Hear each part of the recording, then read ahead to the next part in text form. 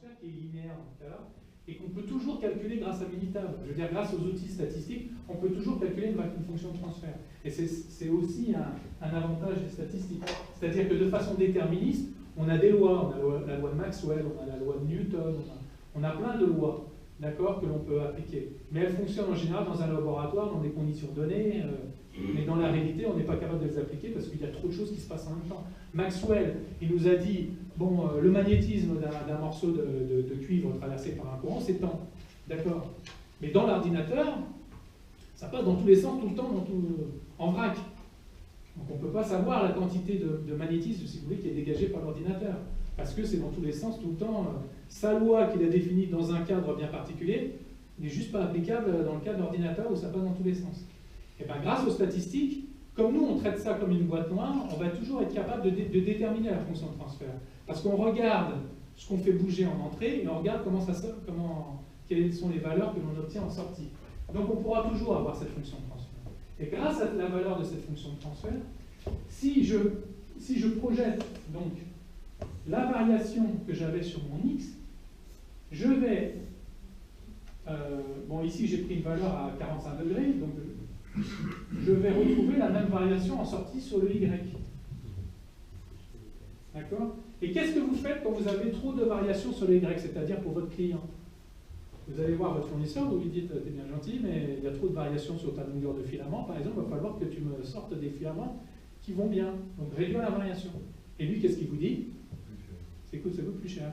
Donc vous répercutez le prix en aval, le client il va chez le concurrent parce que vous êtes trop cher, et bref, vous êtes mal. Donc qu'est-ce que dit le DFSS ou Six Sigma? Il vous dit non, non. Nous, on a la connaissance de cette fonction de transfert, on est des petits malins, on va trouver une autre solution pour avoir une fonction de transfert qu'on appelle moins sensible. D'accord? On va baisser la sensibilité de la fonction de transfert.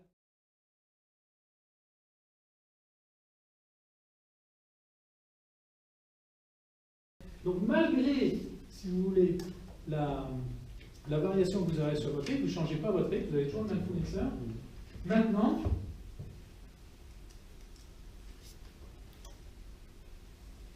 vous avez beaucoup moins de variations sur votre Y. Et ça, c'est intelligent. Mais bien sûr, ça ne se fait pas du jour au lendemain. Je veux dire, il y a du travail à faire en amont. C'est pour ça qu'il y a les 85, je disais, développeurs qui vont travailler en amont pour trouver des solutions plus intelligentes, plus malines.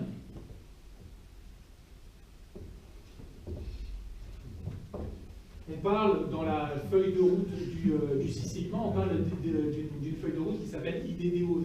Pour le Six Sigma classique, on parle de DMAIC, de DMAIC, Define, Measure, Analyze, Improve, Control. Donc c'est la feuille de route classique du Six Sigma. Quand on parle de DFSS, on parle de IDDOV, donc initier le projet, parce que peut-être qu'il n'y a pas de projet, peut-être qu'il faut continuer à utiliser le produit actuel, il faut juste un peu l'améliorer, il n'y a pas besoin d'innover. C'était un peu le problème, si vous voulez, de Mac, de Steve Jobs, toujours à innover et de canaliser. Oui, c'est un mot difficile. de tuer des business existants. Donc il y a une vraie question à se poser au niveau d'initialisation, est-ce que ça vaut le coup? Ensuite, de la même façon, définir donc, les CTQ, les CTS, les CTQ, etc., avec la maison de la qualité par exemple. Développer, c'est-à-dire développer le produit, c'est ce qu'on voit ici, et développer la fonction de transfert, c'est-à-dire avoir cette connaissance-là. Et ensuite, O, c'est IDDOV, O, c'est optimiser. Optimiser pour avoir quelque chose qui, si vous voulez, amortit la variation. On appelle de robustesse, on appelle ça de la robustesse statistique. Et finalement, on va, si vous voulez, si on veut regarder l'enchaînement des outils, on va avoir une autre maison de la qualité pour la maison de la qualité numéro 2, où on va avoir justement les paramètres de design. Donc ici, on a les CTQ, si vous voulez, dans ce côté-là. Si je reprends la première maison de la qualité, on avait les CTS, ici on avait les CTQ, et on regardait les corrélations. D'accord? Donc on avait l'importance relative de chacun des CTQ. Maintenant, je prends les CTQ qui sont ici, et je les mets dans la deuxième maison de la qualité sur le côté. Et ici, je vais mettre les paramètres de design, la longueur du filament, etc. Ici, dans le toit.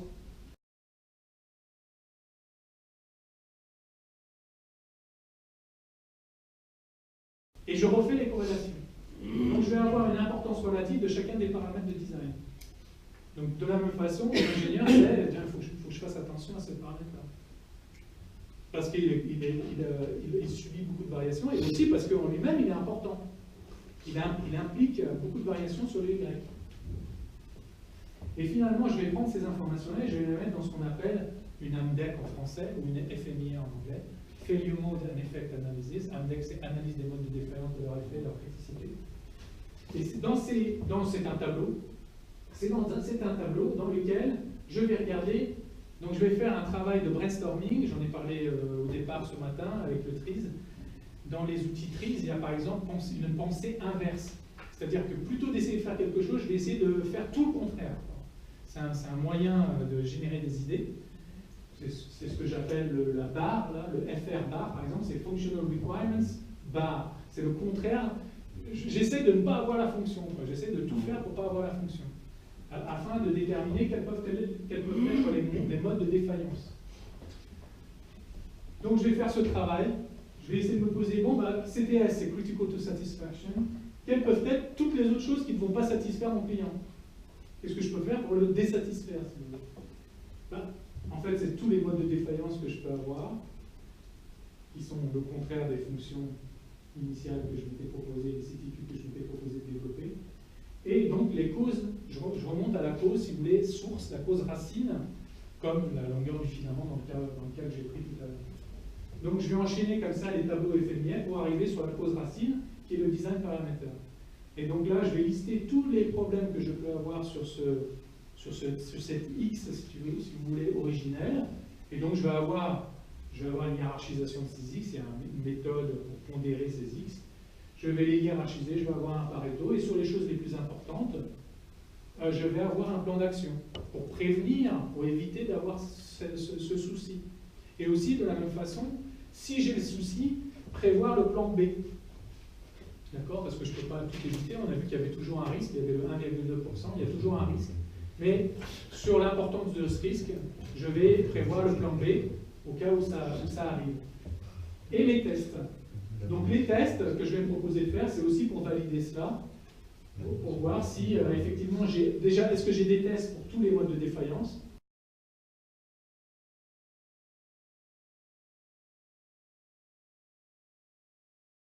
Donc je me pose à chaque fois la question, je peux avoir ce mode de défaillance, d'accord? Est-ce que j'ai un test qui est prévu pour ça? Et ensuite, est-ce que la valeur, suite au test, correspond à ce que j'avais estimé? Finalement, il va falloir développer, parce que tout le travail qui a été fait jusqu'à maintenant, c'est du travail théorique, si vous voulez, c'est du travail qui est fait sur du papier, et maintenant, il va falloir donner cela à une équipe de développement.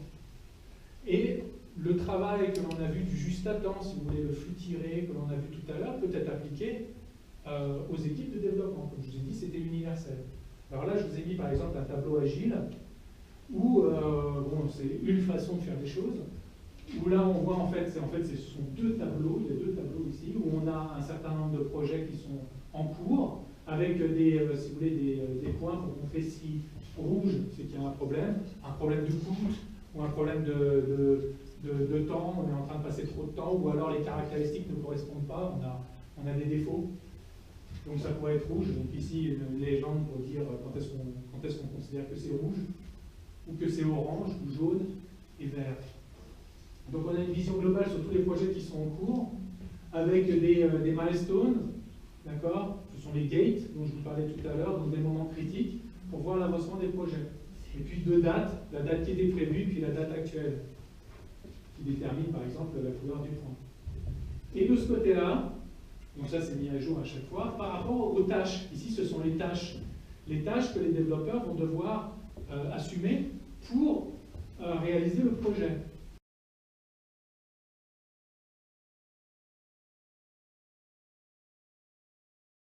Alors de la même façon comme on l'a vu ici, ce sera du flux tiré. Vous voyez ici, l'amélioration c'était que les gens, on n'avait plus besoin de leur dire quoi faire. Il n'y avait plus le planificateur de production qui disait tu fais telle chose et telle chose. De la même façon, on n'a plus besoin d'un gestionnaire de programme. Les gens, dans une approche lean, ou agile, qui est la même chose en vérité, ça vient de là, les gens se servent, si vous voulez, ils tirent directement ils se disent, bon, moi, je vais développer ce morceau-là, d'accord? Morceau de programme ou morceau hardware, d'accord? Peu importe. Ils se disent, ils s'engagent, donc dans le lean, on parle beaucoup de empower employees, donner le pouvoir aux gens. Il y a un engagement de la part des gens. Donc ils se disent, oui, ça, je devrais être capable de le faire, je m'engage pour le faire pour mardi, par exemple. Là, c'est un tableau agi sur une semaine. Je m'engage pour le faire pour mardi. Donc, si vous voulez, il y a le nom sur le. Alors, ça peut être un post-it, un réel post-it qui est vraiment sur un vrai tableau, ou ça peut être dématérialisé. Là, je suis en train de parler avec un client pour l'avoir dématérialisé, comme ça, il est accessible partout, peu importe. Ce qui est sympa quand c'est dématérialisé, c'est que les données statistiques, pour justement faire des calculs sympas dont on a parlé tout à l'heure, sont faits automatiquement, sinon il faut les rentrer. Voilà. Donc la personne, elle va mettre typiquement les informations, c'est qui je suis, parce que là, si vous voulez, il a une ligne qui correspond à son nom, mais ensuite, ces post-it-là, ils peuvent être mis sur un parking lot, ou alors dans une autre liste, et on peut perdre l'information sur qui avait fait ce travail. Donc on met le nom de la personne qui s'engage à faire la tâche, on met la date à laquelle il a prévu ou elle a prévu de faire la tâche, et puis le nom de la tâche, de quoi il s'agit. Comme ça. Et puis tous les matins, disons, par exemple, en 15 minutes, on fait un plan, on fait une petite réunion rapide pour voir où on en est. Donc par exemple, on est le jeudi, est-ce que les tâches sont réalisées? Si elles sont réalisées, elles sont mises du côté complète, donc le projet avance. Si elles ne sont pas réalisées, ça peut être un parking lot, il manque des informations, donc on les note. Et là, si vous voulez, le gestionnaire du projet prend les informations et charge à lui de faire quelque chose par rapport à ses besoins. Je le fais très rapidement parce que le temps s'écoule. Juste une question sur la logique. Certes, on n'a plus besoin de planificateur, de personne qui dit toi tu vas faire ça, etc. Voilà. On laisse le tableau vide et puis on laisse les gens remplir. Mais on transfère cette fonction entre guillemets dans un gestionnaire un project manager, un gestionnaire de projet. Oui, si vous voulez, le gestionnaire de projet. Ou est-ce projet. qu'on laisse éventuellement une xème personne dire à la fin, je vais vérifier que tout le monde a. Voilà, dans cette petite réunion de 15 minutes, on regarde, on fait un petit status report, si vous voulez, automatique, pour voir est-ce que les tâches ont été réalisées comme elles ont été prévues d'être réalisées. Si par exemple la personne n'a pas pu la réaliser, donc il explique pourquoi, par exemple une autre personne va prendre en charge cette tâche, donc on raye le nom, on met le nom d'une nouvelle personne avec une nouvelle date, et il faut que quelqu'un collecte cette information pour nos statistiques, si vous voulez, pour savoir, pour mieux connaître notre processus, pour savoir que peut-être cette personne-là est plus fiable que cette personne-là pour ce genre de tâche, pour que je connaisse mieux mon processus, si vous voulez. C'est juste une collecte d'informations, comme on le fait pour le hardware, pour savoir à qui j'ai affaire, à qui je peux donner quelle tâche.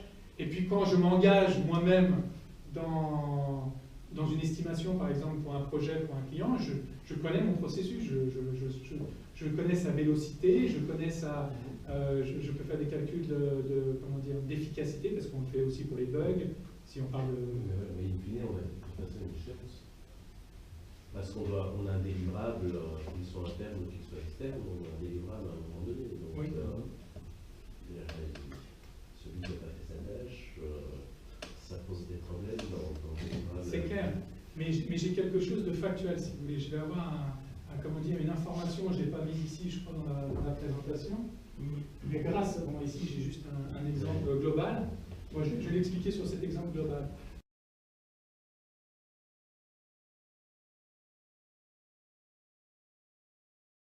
Par exemple, ici, j'ai un calcul, ça s'appelle First Time Quality, de mes ingénieurs. C'est-à-dire qu'ils doivent délivrer, bon, j'ai pas pris le temps, j'ai pris la qualité, d'accord, mais ça pourrait être fait sur le temps. La qualité, c'est par exemple, j'ai 4 tests, je vais faire 4 tests, je vais faire des tests unitaires, je vais faire des tests fonctionnels, etc., exploratoires et de performance. Et je vais, grâce à l'outil de désidérabilité dont j'ai parlé tout à l'heure, grâce à un indicateur statistique qui s'appelle Roll Through Yield, je vais intégrer tous ces bugs, si vous voulez, ça peut être des bugs hardware, toutes ces erreurs qui ont été faites, tous ces bricolages qui ont été faits pour que ça fonctionne à la fin, dans un seul chiffre. Et ce chiffre, c'est, par exemple ici, dans le cas présent, je crois que ce sont des sprints. Donc là, vous avez une centaine de sprints, d'accord? Chacun des sprints, donc qui dure chacun une semaine par exemple, vous avez un rendement. Donc là, vous avez à peu près 50% à cause des tests, donc on est obligé de retravailler dessus. Donc effectivement, ça a été un problème. Mais dans un autre cas, ça a été proche de 90%, dans un autre bon, ça varie, d'accord? Qu'est-ce qu'on voit? Effectivement, ça n'a pas aidé sur ce coup-là, ça n'a pas aidé. Mais moi, ce qui m'intéresse, c'est de l'amélioration continue, c'est sur du long terme. Qu'est-ce que ça me montre? Déjà, ça me donne une valeur, si vous voulez, globale, sur laquelle je peux me baser. Je sais qu'en moyenne, alors je vous ai dit que la moyenne, c'était pas terrible, mais j'ai aussi la variation. En moyenne, j'ai un rendement, on peut le dire comme ça, de 72%. Donc déjà, vous pourriez prévoir, si vous voulez, 28% de marge pour ne pas vous planter. Déjà, en moyenne, c'est ça. Mais sinon, ça serait peut-être beaucoup, 28%. Ici, vous avez 3 segments en haut et 3 segments en bas. Donc ici, en fait, entre cette zone-là et cette zone-là, vous couvrez 99,73% des cas. C'est statistique. Donc si vous dites, bah, moi, mon estimation, justement pour le temps, pour les erreurs, etc., alors on peut intégrer le tout dans la décision américaine, je sais que je peux être à 89% bon, mais je peux être seulement à 56% bon, et bien si je me base entre 56 et 89, je couvrirai 99,73% des cas. C'est statistique. Par contre, ça c'est une première information. Par contre, ici, ce que je vois, c'est que mon processus n'est pas tellement normal. Il y a beaucoup d'alarmes. Ce qu'on appelle des alarmes, c'est des points rouges, qui sortent de la normalité, justement. Et ça, c'est un processus, ce que ça me dit, c'est que c'est chaotique chez moi. Justement, je n'ai pas de processus, si vous voulez. Je peux avoir un processus écrit sur du papier avec la façon avec laquelle on devrait travailler dans cette assurance. Je suis une assurance, je fais des renouvellements, etc. Je pense qu'en général, ça prend tant de temps, mais ce que je vois, c'est que des fois, ça prend beaucoup moins de temps, et des fois, ça prend beaucoup plus de temps. Donc, ce que ça me dit, c'est que... Je parle un peu vite, hein.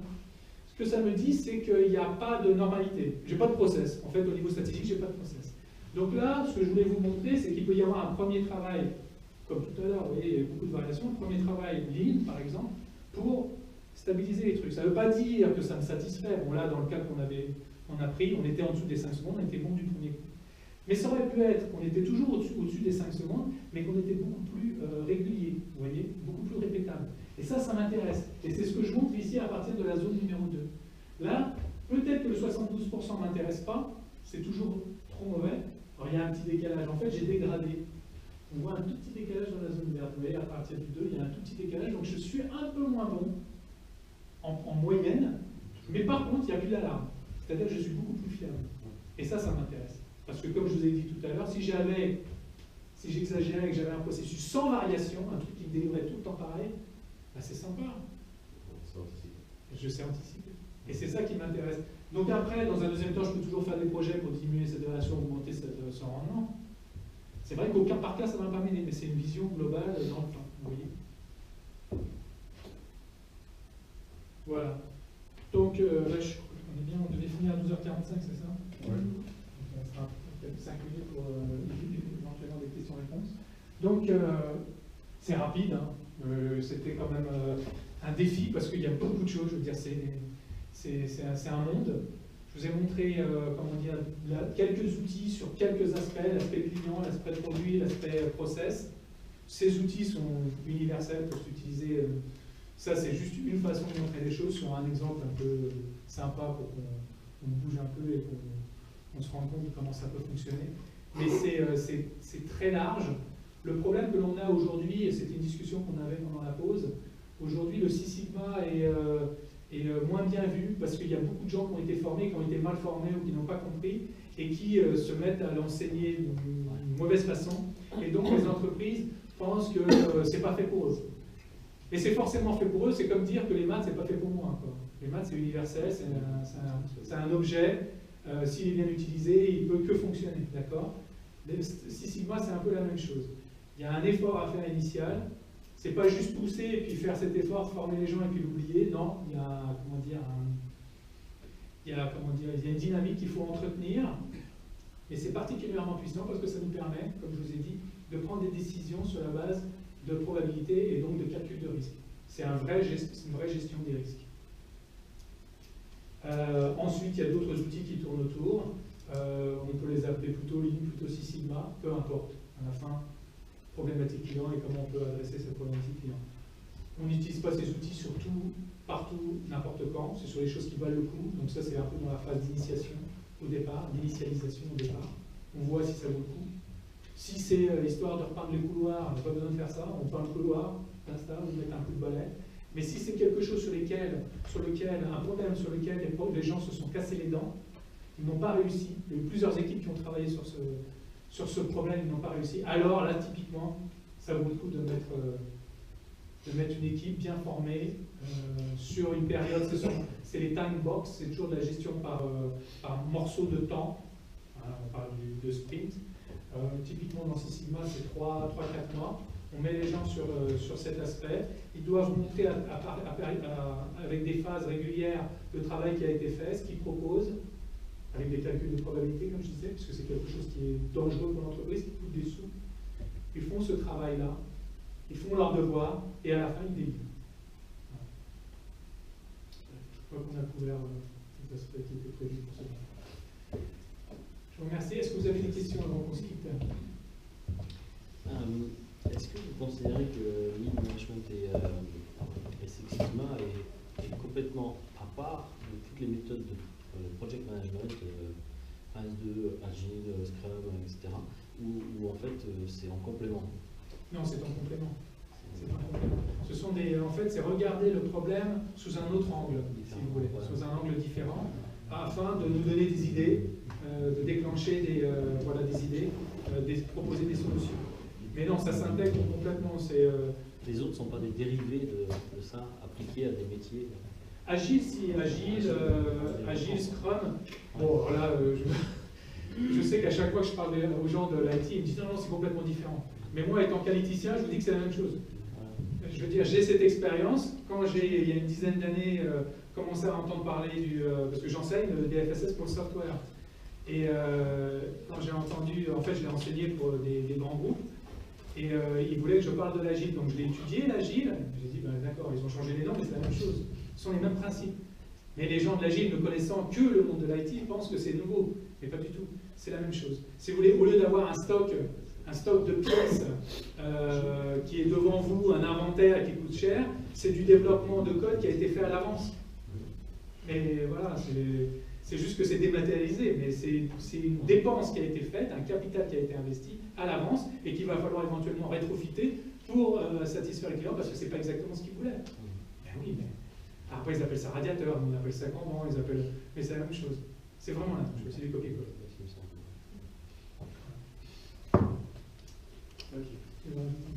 Alors pour ceux qui veulent, il y a un livre ici, c'est plutôt industriel. Ce sont des animaux dans la forêt, mais c'est une application pratique, si vous voulez, hardware des choses que je viens de discuter ce matin, avec par contre complète, c'est-à-dire de A à Z, un projet A à Z. Sinon il y a nos cartes, et puis on a pris vos coordonnées, on vous enverra la présentation mise à jour avec l'exercice qu'on a.